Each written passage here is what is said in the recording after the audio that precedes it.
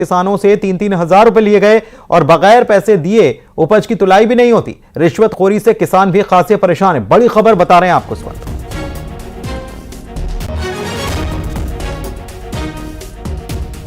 तो रिश्वतखोरी हो रही है, पैसा लिया जा रहा है और बगैर पैसा दिए काम भी नहीं हो रहा है, तुलाई नहीं हो रही।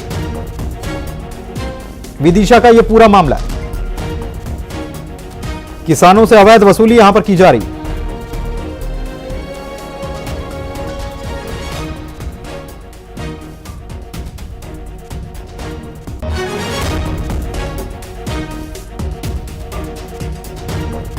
ये बड़ी खबर इस वक्त आपको बता रहे हैं विदिशा से, जहां पर ये तस्वीरें भी सामने आई हैं।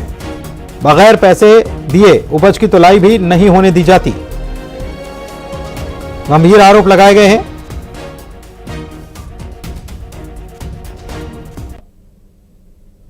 बोले जब तक पैसा आप हमें नहीं देंगे हम तुलाई नहीं करेंगे। घुमाया, एक दिन घुमा दिया तो हमारे पास पैसों की पर्याप्त व्यवस्था नहीं थी। तो उन्होंने कहा कि आप अगर 3,000 रुपये देंगे, खुल के कहा उन्होंने 3,000 रुपये आप हमें देंगे तो ही हम आपकी तुलाई करेंगे, अन्यथा हम तुलाई नहीं करेंगे। तो फिर अगले दिन हम अपने गांव गए, पैसे की व्यवस्था करके लाए तो हमारे पास 2700 रुपये की व्यवस्था हुई। कहीं से किसी से हाथ जोड़ के हमने 2700 रुपये की व्यवस्था करी। फिर हम पहुँचे मूंग तुलाई के लिए, तो उन्होंने वो 300 रुपये भी आज ले लिए। मैं उनके पास पहुंचा, मैंने कहा आप ये पर्ची चढ़वा दीजिए, तो उन्होंने कहा 3,000 रुपये पूरे करो आप, तभी हम आपको ये पर्ची कंप्यूटर पे चढ़ाएंगे। दिनेश यादव हमारे संवाददाता फोन लाइन पे जुड़े हुए हैं, उनसे बात करते हैं। दिनेश, किस बात की ये वसूली हो रही है, कोई जवाब देने वाला है क्या इसको लेकर? मैं आपको बता दूं, उपज खरीदी केंद्रों की हम बात करें, चाहे गेहूं की उपज हो चाहे मूंग की उपज हो, जिसको लेकर हमेशा सवाल या निशान खड़े होते हैं कि जिस तरीके से यहाँ पर वेयर हाउस होते हैं, खरीदी केंद्र होते हैं, इन पर किसानों से अवैध वसूली की जाती है। यहाँ पर तुलाई के नाम पर उनके कई बार नंबर पे लगाने के लिए बात की जाती है। वो विदिशा का जो ताजा मामला है, यहाँ पर किसान जो है बाबू सिंह राजपूत एक अपने मूंग को लेकर यहाँ पर तुलवाने के लिए गए हुए थे, लेकिन स्पष्ट रूप से यहाँ पर मांग की गई 3,000 रुपए की। जब किसान ने कहा कि उसके पास 2700 रुपए हैं, तो 2700 रुपए सर्वे ने ले लिए। उसके बाद जब बाकी की जो राशि है उसके लेने के बाद कहीं ना कहीं मूंग की यहाँ पर तुलाई की गई है। तो बड़ा सवाल ये उठता है कि जिस तरीके से हाल ही में रायसेन में स्वास्थ्य राज्य मंत्री नरेंद्र शिवाजी पटेल ने भी मूंग खरीदी केंद्रों का निरीक्षण कर अधिकारियों को यहाँ पर फटकार लगाई थी अनियमितताओं को लेकर, और जो मामला सामने निकल के आया है, केंद्रीय कृषि मंत्री शिवराज सिंह चौहान के संसदीय क्षेत्र का ये मामला है। जिस तरीके से यहाँ पर लगातार यहाँ पर फटकार लगाई जा रही है राजनेताओं के द्वारा, मंत्रियों के द्वारा, लेकिन उसके बावजूद भी यहाँ पर रिश्वतखोरी का जो मामला है यहाँ पर लगातार निकल के सामने आ रहा है। तो बड़ा सवाल ये उठता है कि जिस तरीके से जिम्मेदार अधिकारियों की कार्यप्रणाली पर सवाल खड़े होते हैं कि जिस तरीके से मूंग खरीदी केंद्र चल रहे हैं, वेयर हाउसों पर जाकर कोई अधिकारी निरीक्षण नहीं करते, जिसके चलते ही यहाँ पर कहीं ना कहीं जो सर्वेयर होते हैं, जिनको तय किया जाता है कि मानक के चलते यहाँ पर तुलाई केंद्रों पर जो उपज को देखो यहाँ पर तुलाई कर, लेकिन वो यहाँ पर खुलेआम रिश्वतखोरी यहाँ पर पैसे ले रहे हैं। 3-3 हजार रुपए की रिश्वत यहाँ पर ली जा रही। तो सोच सकते हैं आप, हजारों की संख्या में यहाँ पर किसान यहाँ पर खरीदी केंद्रों पर पहुंचते हैं अपने उपज को तुलवाने के लिए, और उनसे किस तरीके से यहाँ पर करोड़ों की यहाँ पर अवैध वसूली जो है वो यहाँ पर खुलेआम की जाए। सरकार को, प्रशासन को सख्त यहाँ पर बड़ी कार्रवाई करे। इस मामले में जिम्मेदार कुछ बता रहे हैं दिनेश? निश्चित रूप से यहाँ पर जिम्मेदारों से बात की गई तो उनका कहना है कि जो वीडियो वायरल आया, अनुपुनीत कभी भी अपन कोई मामले जब बताते अधिकारियों तो वो कहते हैं आपके माध्यम से हमें ये मालूम चला है। तो हमारे माध्यम से, मीडिया के माध्यम से ये सारी चीजें प्रशासन को पहुंचेंगी तो उनकी जिम्मेदारी क्या बनती है? ब्लॉक स्तर पर अधिकारी बैठे हैं, कुर्सियों पे अधिकारी अगर बैठे रहेंगे तो निश्चित रूप से यहाँ पर जमीनी स्तर पर सुधार होने वाला नहीं है। पुनीत, धन्यवाद आपका जानकारी। छत्तीसगढ़ विधानसभा में अनुपूरक बजट आज पारित हो गया। 7,329 करोड़ रुपए का यह अनुपूरक बजट है जो पारित हो गया। विधानसभा की कार्यवाही अब कल तक के लिए स्थगित कर दी गई। सदन में इस दौरान आज सीजीपीएससी का मामला भी गूंजा और वित्त मंत्री ने कहा कि इस पूरे मामले की, इस घोटाले की जांच सीबीआई कर रही है।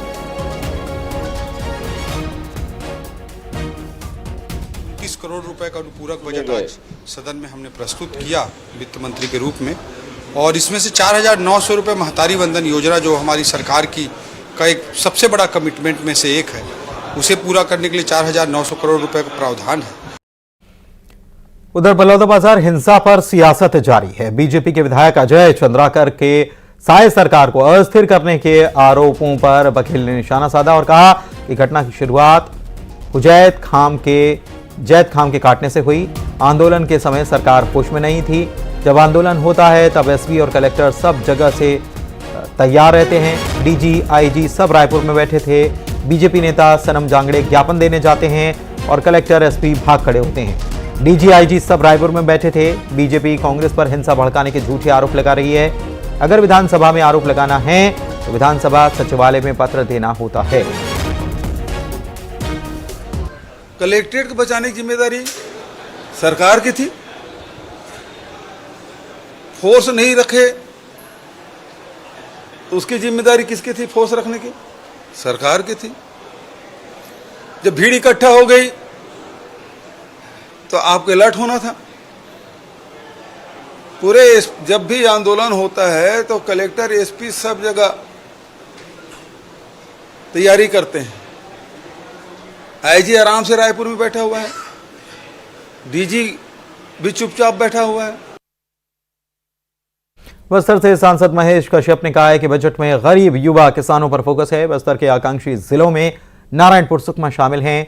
जनजातीय ग्राम उन्मूलन में 63,000 गांवों के करीब 5 लाख लोगों को भी फायदा होगा। बस्तर के लिए यह बड़ी सौगात है। उन्होंने कहा कि केंद्र सरकार की योजनाओं से नक्सल समस्या भी खत्म होगी। सरकार अगले 2 से 3 साल में नक्सल समस्या का हल निकालेगी। सर से सांसद महेश कश्यप मेरे साथ हैं। सर, आज बजट पेश हुआ है। मोदी गवर्नमेंट का तीसरा, ये पहला बजट था। तो इस बजट में अगर बात करें तो बस्तर के लिए क्या खास देखते हैं? आज का जो ये बजट है ऐतिहासिक है। हमारे देश के यशस्वी प्रधानमंत्री नरेंद्र मोदी जी के नेतृत्व में तीसरी बार लगातार ये जो सरकार के द्वारा हमारे देश के जो फाइनेंस मिनिस्टर है श्रीमती निर्मला सीतारमण जी के द्वारा बजट पेश किया गया, जिसमें प्रमुख रूप से गरीब, महिला, युवा और किसान को फोकस करते हुए यह बजट पेश किया गया है। और हमारे मैं जिस क्षेत्र से आता हूं, जनजाति बहुल क्षेत्र है और जनजाति क्षेत्र के लिए प्रधानमंत्री जनजाति ग्राम उन्मूलन योजना के अंतर्गत जो आकांक्षी जिलाओं को विशेष रूप से उसमें फोकस किया जाएगा। जिसमें आकांक्षी जिलों की बात करें तो मेरा लोकसभा क्षेत्र में नारायणपुर जिला पूरा देश में पहला आकांक्षी जिला के रूप में उसे चयनित किया गया है। 5वां नंबर के स्थान में सुकमा जिला, जो दोनों जिला मेरा लोकसभा क्षेत्र से है। बजट से बस्तर का विकास होगा, खासकर नारायणपुर का होगा, लेकिन इसमें रोजगार भी बहुत है जो नक्सल की समस्या को खत्म भी करेगा। कैमरामैन रमेश के साथ नई दिल्ली से अशरफ काज़मी, न्यूज़ 18। और इसी के साथ इस बुलेटिन में इतना ही। नमस्कार।